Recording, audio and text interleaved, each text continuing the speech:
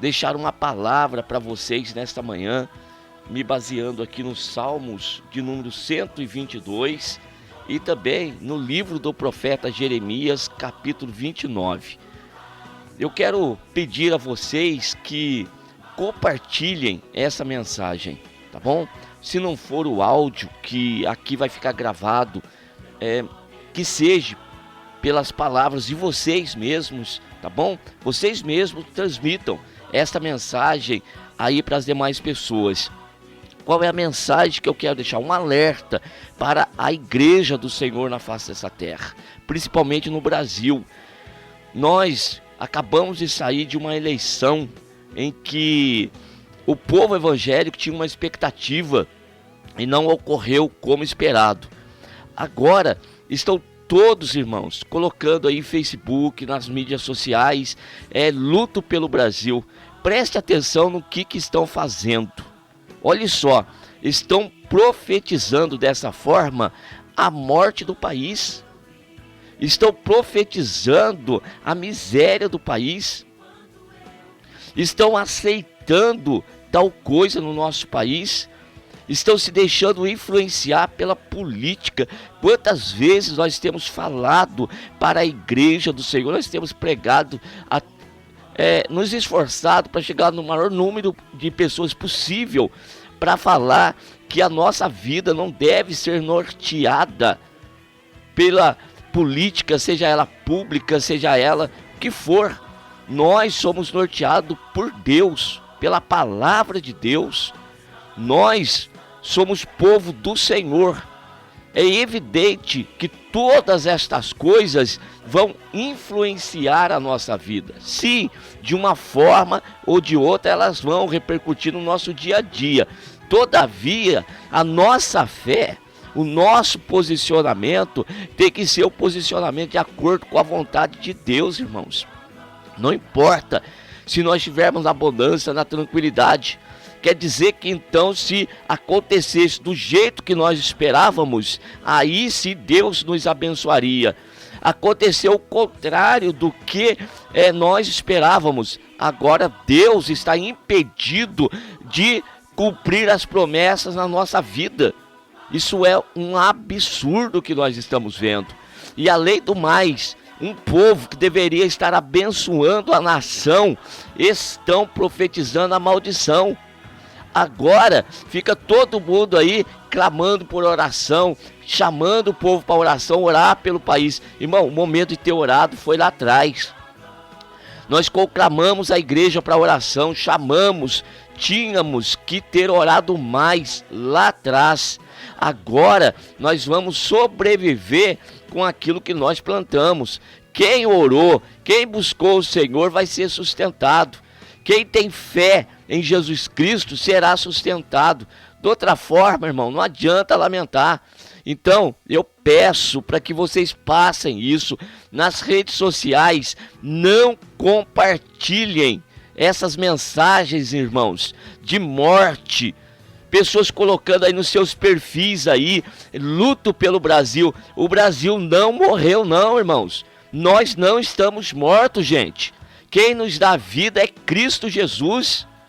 Por favor, chame mais pessoas aí para ouvir essa mensagem nesta manhã, porque Deus não está se agradando dessa atitude de miserabilidade desse povo. Então o texto que eu quero compartilhar com vocês de Jeremias, capítulo 29, a carta que Jeremias enviou para os judeus que estavam no cativeiro. Por causa da desobediência foram para o cativeiro. E eu tenho falado para a igreja na cidade de Poti, a figura está se repetindo agora, está sendo a realidade agora. E Jeremias envia uma carta para os judeus, porque qual que foi o propósito dos judeus quando eles realmente viram que a profecia de Jeremias havia se cumprido? Que agora eles estavam em cativeiro. E Deus havia dito 70 anos, pronto, acabou, são 70 anos. E o povo então coloca o propósito no coração, não iam mais se casar, as filhas não seriam dadas em casamento, os filhos também não, e assim não iam plantar mais, e eles queriam morrer naquele lugar. Eles queriam que aquela geração deles se acabassem naquele lugar.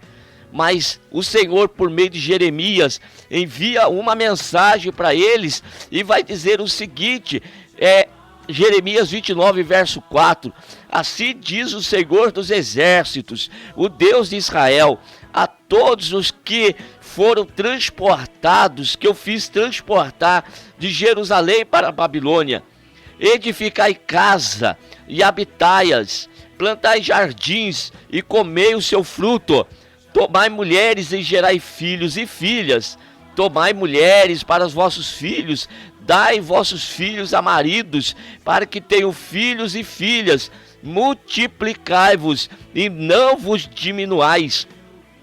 Procurai a paz da cidade para onde vos fiz transportar, e orai por ela ao Senhor, porque na sua paz vós tereis paz. Orem, irmãos, orem, busque a face do Senhor. Agora, quem que vai conseguir orar? É aqueles que já estavam orando, aqueles que já estavam na presença de Deus, aqueles que têm o coração voltado para o Senhor. Então se volte para Deus. Irmãos, Deus não perdeu nenhuma guerra, não. Estamos vivendo dias como que se Deus houvesse perdido a política. Misericórdia, aonde que nós vamos parar desse jeito? Que bênção nós queremos receber do Senhor? Que vitória nós estamos querendo receber de Deus? Como que nós pensamos em alcançar as promessas de Deus, vivendo dessa forma, vivendo dessa maneira, como que se a nossa vida tivesse acabado no domingo às 19 horas? Ao contrário, a nossa vida, ela continua, as promessas de Deus continuam de pé. Deus é poderoso, o Senhor Jesus reina, o Senhor Jesus está sentado num alto, sublime trono. Apocalipse diz que o Senhor saiu para vencer, ele saiu como um vencedor, ele já é vencedor, porque Apocalipse faz referência quando o Senhor veio a esta terra, morreu na cruz. Embora aqueles momentos ali pareciam de derrota, não era de derrota, era momento de vitória. Através daquela derrota ali, aparente, Jesus estava realizando as maiores bênçãos para o homem na terra, reconciliando o homem com Deus. Deus, ele tem os seus propósitos. Deus, ele tem nas mãos o controle absoluto de todas as coisas. Até quando que o povo de Deus vai ficar sendo norteado, influenciado, balanceado por situações terrenas? Está mais do que na hora de nós firmarmos os nossos passos na presença de Deus, diante do Deus Todo-Poderoso, e esperar dele, porque é dele que vem o socorro. Então, a nossa vida continua. A criação dos nossos filhos continua.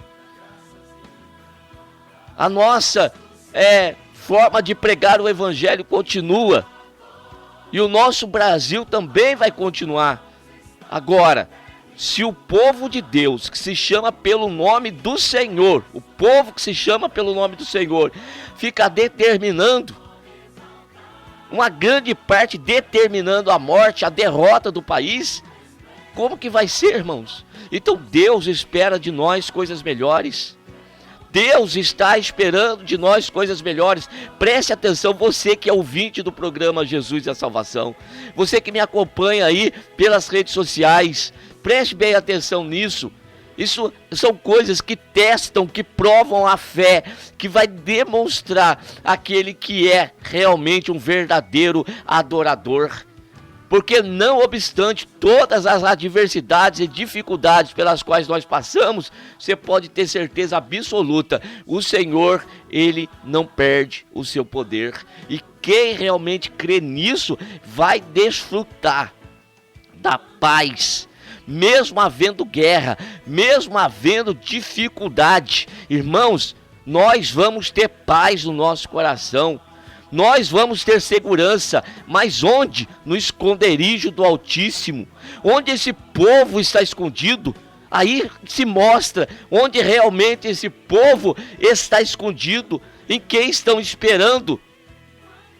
É evidente que nós, quanto povo de Deus, povo evangélico, nós temos princípios que nós defendemos e nós tínhamos a nossa opção e bem escolhida, graças a Deus. Mas se Deus quis de outra forma, vamos aceitar as bênçãos de Deus, vamos aceitar aquilo que Deus tem nos dado, ou será que isso não é de Deus? A palavra de Deus que toda autoridade, ela é constituída por Deus à face dessa terra. Não cremos nisso? O Salmos de número 122. Alegrei-me quando me disseram, vamos à casa do Senhor. Os nossos pés estão dentro das tuas portas, ó Jerusalém. Jerusalém está edificada como uma cidade bem sólida, aonde sobem as tribos do Senhor, como testemunho de Israel, para darem graça ao nome do Senhor, pois ali estão os tronos do juízo, os tronos da casa de Davi. Orai pela paz de Jerusalém, prosperarão aqueles que te amam. Haja paz dentro dos teus muros e prosperidade dentro dos teus palácios. Por causa dos meus irmãos e amigos direi, haja paz em ti. De que Jerusalém o Senhor está falando? Daquela Jerusalém que está lá em Israel? Irmãos, olha a peleja que está lá, olha a guerra que está lá. De que lugar o Senhor está falando? Irmãos, esse é o lugar onde Jesus reina. Existe um espaço que, embora espiritual, é real, onde Jesus reina e onde se encontra um grupo de pessoas de fé, corajosos, destemidos, que andam na presença de Deus. Existe um lugar forte, existe uma fortaleza, existe um lugar de refúgio. E como que nós vamos perceber esse lugar de refúgio? É quando existe a peleja e a guerra do lado exterior. Irmãos, preste atenção, nós não estamos vivendo do lado exterior, nós estamos na presença de Deus. Embora haja o que houver, nós vamos continuar na presença de Deus. A fé continua, a confiança continua, a pregação continua, a adoração continua. Eu estou falando com um grupo de irmãos aqui que tem o ministério da adoração. Tem pessoas aqui que são líderes, estão aí fazendo a obra de Deus. Não recue nada, não se deixe levar por essas conversas de irmãos aí que estão vivendo mais na carne do que no espírito. E são demagogos. Depois ficam batendo o peito na igreja, corrigindo irmãos, exortando, pesando as mãos sobre irmãos, mas na hora se inclinam para as coisas físicas, materiais, terrenas. Cuidado, irmãos. Tome cuidado. Se posicione.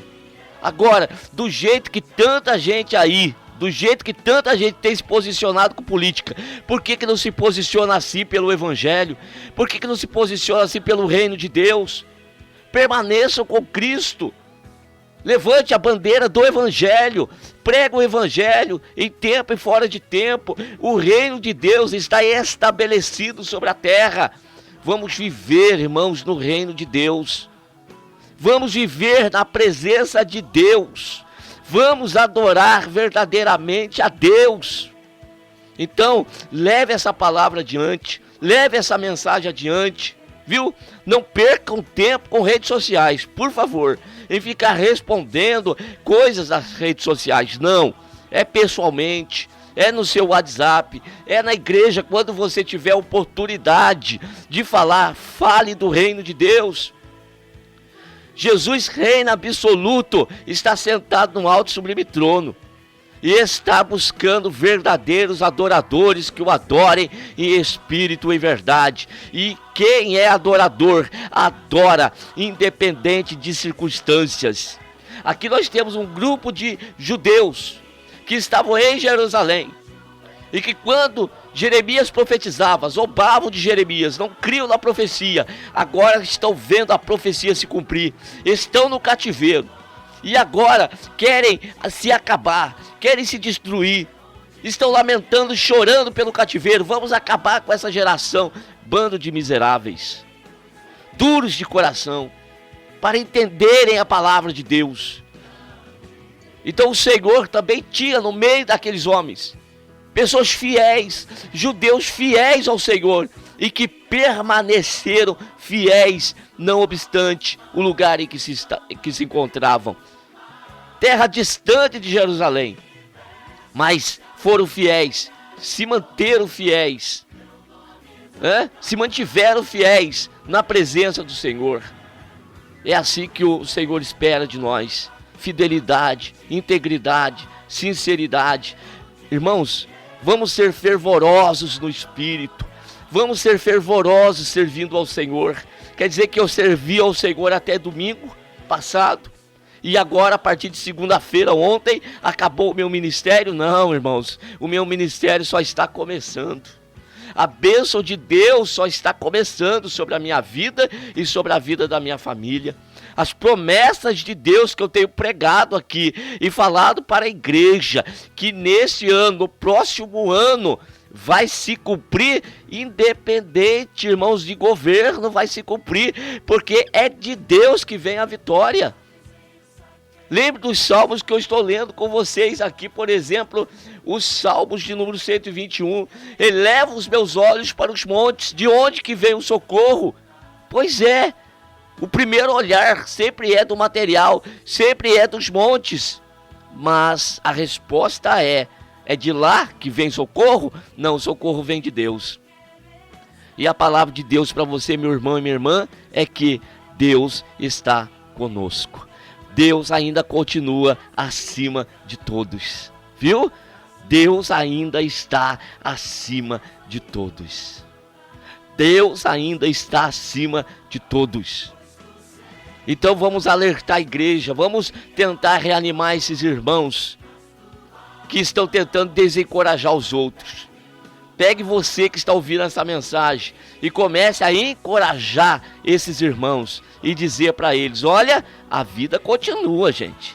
A vida da presença de Deus continua. E o meu Deus continua Senhor dos senhores. Ele não perdeu nada. Absolutamente. É por isso que Paulo fala que nós somos mais do que vencedores. Porque nessa terra tem um vencedor hoje, mas amanhã se levanta um melhor. E ele vai vencer este. E daí aquele se torna o melhor. Mas depois surge um terceiro, ainda melhor do que o vencedor aí. E o vence. E ele se torna derrotado. Agora o povo de Deus não. O povo de Deus é mais do que vencedor. Não vai perder a posição. Por quê? Porque Jesus não perde batalha. Porque quem vai tirar Jesus do trono? Quem é que tira Jesus do trono? Quem é que tira o meu Jesus do trono? Quem é o líder que vai se levantar e que vai se equiparar ao meu Jesus? Não, não tem, irmãos. Não tem outro, tá bom?